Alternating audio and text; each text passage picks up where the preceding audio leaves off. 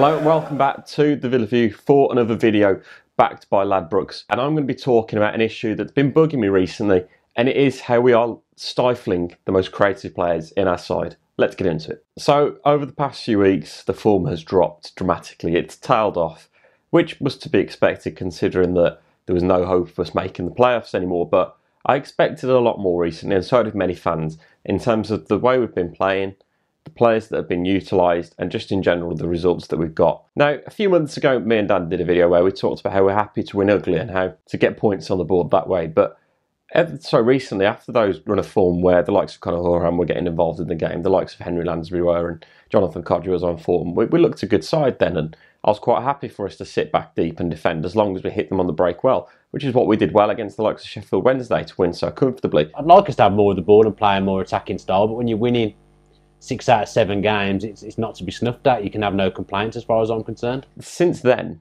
it hasn't been the same, and I don't know what Bruce has been playing at. I know he wanted to tinker with things with the chances of playoffs gone. I know he wanted to change things up and try and do something, but for me, he's done the polar opposite. I don't get why he's decided to stifle our creativity. In recent weeks, the likes of Leandro Bacuna has had a starting role in the middle of midfield when Conor Horan's been sat on the bench. Now, Conor Horan is one of the most creative players in this league, statistically, one of the best. When we signed him in January, there wasn't a better player in the league, statistically, in terms of assists, the chances he was creating, his pass completion, and in general his set pieces. And his goals weren't too bad either. He was contributing a lot from the midfield area, which I think is why we actually bought him, because really, we'd have nobody with that creativity in midfield with the likes of Ashley Westwood. Now, ever so recently, as I've touched on, he's played 4 central midfielders. I don't know where Leandro Bacuna's best position is, so really, is he a right back, right mid, or is he a centre midfielder?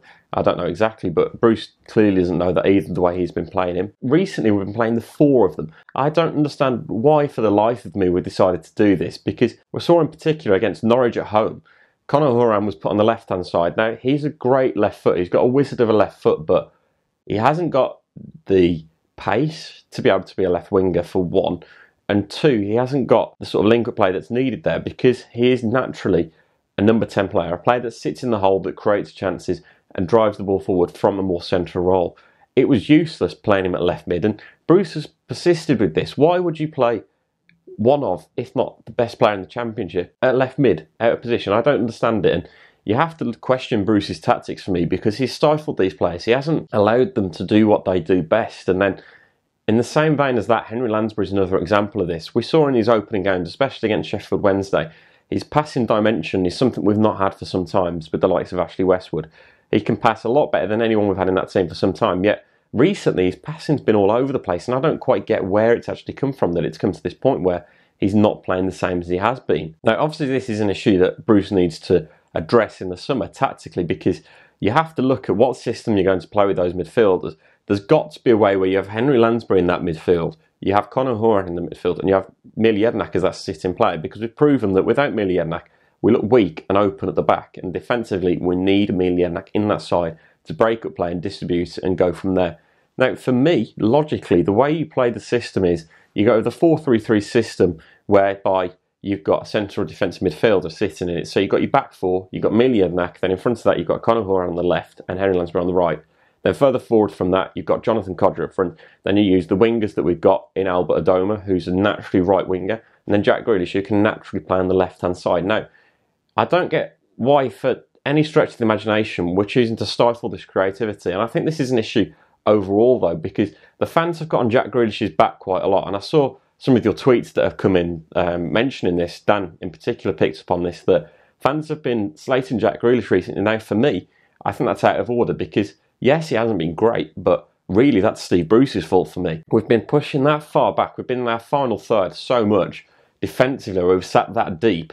When the ball has broke away, it gives him 2/3 of the pitch to run up. And really, no player in the world but Lionel Messi or Cristiano Ronaldo can actually take the ball on in their own third and take it forward to the other 2/3 of the pitch. It just doesn't happen. It doesn't work that way. And for me, that's an issue in itself, the fact that Jack Grealish has had this stop-start season where he's been stifled himself. I'm using this word quite a lot, stifling, because that's what it's been happening this season. We've been containing these players that have got this creativity, and we've sort of been saying, right, sit in this gap and don't do much. And this is the same for other players as well, because when you're doing this, it also has a knock-on effect further up the pitch. The example of this is Scott Hogan. Now, we've heard today that Jonathan Codger will be out until potentially towards the start of the season with this ankle injury. Now, that means that our main striker will be Scott Hogan going into the start of next season potentially. Now, because of this, Scott Hogan makes some really clever and dynamic runs. I went to Fulham away and I saw some clear pivotal examples of this, and this is when fans started to pick up on it themselves. Scott Hogan makes these really clever runs, but because of the way the midfield is laid out, and the likes of Leandro Bacuna are there, and Conor Horan or Henry Lansbury, and I think it was Gary Gardner in this case, these players have got the passing dimension to be able to do something with it and find Scott Hogan. But the way we played, we stifled Scott Hogan because we'd stifled the rest of midfield. And when you're containing your midfielders, it has an impact on the forward line as well because their distribution is affected and so on and so forth. And I think this is a real problem. I think defensively we're okay, but we have to sort out some of the tactics that we're utilising for these players. At the moment, we're not utilising the players to the best of their ability. And the only player, I saw it mentioned on Twitter as well, the only player that's adjusted well to Steve Bruce's systems is Neil Taylor. Another example of another player that's not done too well in recent months under Steve Bruce is Jordan Marley. I think this could be the case for him as well because he hasn't been utilised as much because really we're not making the attacking runs that we should be with these players. We've got pace on the left-hand side with Jack Grealish, on the right-hand side of Albert Adoma. The midfield is hardly slow, bar merely Jednak. I think this is a tactical issue that Steve Bruce has to address. I honestly can't see Steve Bruce lasting past October, December, November time, that sort of time of the year, if we're going to persist with these tactics where we're sitting that deep that these players that are so good creatively have been restricted so much and contained to this sort of compact system that doesn't benefit us in any shape or form. It's worked in certain games, and I understand that. I don't mind winning ugly whatsoever because I'm so used to losing for the past 2 years. I don't mind winning ugly one bit, but I want to see something creatively that makes me go, yeah, we can go on and win games 3 or 4-0. Because winning games 1-0 come the end of the season, your goal difference is going to be still pretty shocking. If you're winning games every other week, sort of 1-0, for example, it doesn't do well tactically to be winning games like that. You need to be winning games. You need to be going and scoring more than one. And games, for example, where we've scored and sat back, Norwich, QPR, these games we've scored and then we've sat back so deep for the rest of the game, we've invited pressure. And we've often got lucky at times that these teams haven't scored because really the difference has been the crossbar or the post or an off-the-line clearance. These games could have been 1-1 or could have even lost them because of the way we've been playing so defensively and sitting back. This must change in the summer if we're going to go anywhere.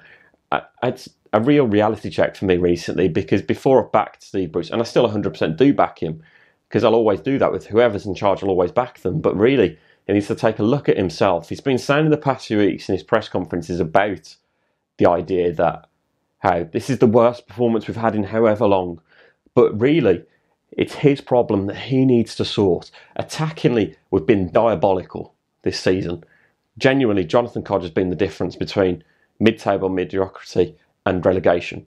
That is how it has been this season. And we are over-reliant on Jonathan Codger. We're a one-man team. I hate the term one-man team because there's no I in team, but at the moment that is the case. There's only one man that's scoring the goals. There's only one man that's doing anything with the ball, and we have to seriously look at the tactics that we are playing. I'm telling you, it's not right. And I think a lot of fans are starting to pick up on this now, the fact that creativity-wise, it's in the team. There's no shadow of doubt about it, but tactics do not benefit these players at the moment. It needs to be looked at. Let me know what you think about this in the comments section below. Liking this video if you have enjoyed it, and please do subscribe to the Villa View with your post notifications on if you are new to the channel.